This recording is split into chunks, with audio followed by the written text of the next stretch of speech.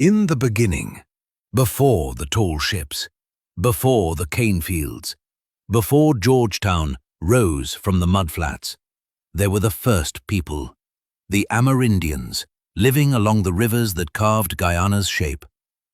In their homes, the fire was never fully out, always glowing in the corner, and from that fire came pepper pot.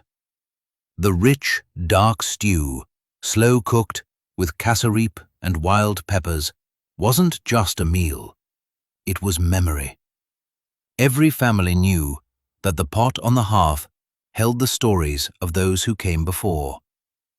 Generations dipped their spoons into the same tradition, one that could last days, just like the history it carried. As time rippled forward, new currents reached Guyana's shores. Ships crossed the Atlantic, bearing Africans whose lives had been uprooted, whose strength had to rebuild itself from nothing. In their hands and hearts, they carried an ability to transform what little they had into comfort. From that resilience came cook-up rice, the one-pot dish simmered with peas, coconut milk, salted meat, and whatever the land allowed. It became more than food. It became survival turned into celebration. In every home where cook-up bubbles, the echoes of African endurance whisper softly. Later, when the winds of empire shifted again, another wave arrived. The Indians. They stepped onto Guyanese soil with spices wrapped in cloth and memories wrapped in hope.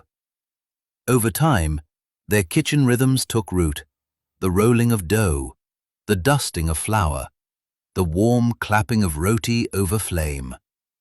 Curry bubbled with cumin, masala, turmeric, turning simple ingredients into comfort, into home, even in a land far from the one they left. And Guyana embraced it, absorbing each flavor like a page added to a growing book. Soon after, the Portuguese came, seeking their own fresh start, and with them arrived the sharp, comforting scent of garlic.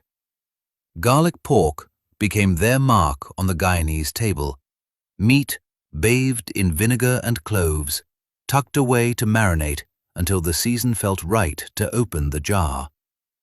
At Christmas, when families gathered and the cool breeze swept across the coast, garlic pork reminded everyone that small communities could shape big traditions. Then, another presence settled into the fabric of the country, the Chinese. They brought a different rhythm, woks flashing over flame, vegetables sliced with precision, noodles tossed high into the air.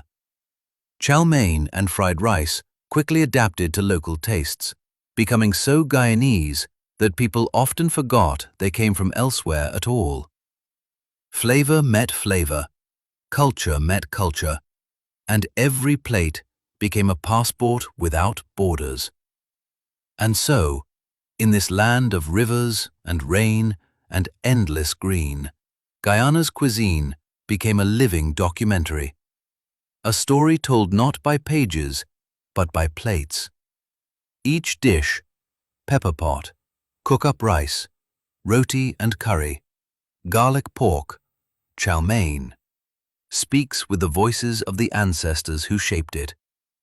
Together, they form a history that can be tasted, a story seasoned by survival, migration, blending, and belonging. In Guyana, food doesn't just fill the belly. It tells you who came before. It tells you who became family. It tells the story of a nation. One pot, one plate, one people.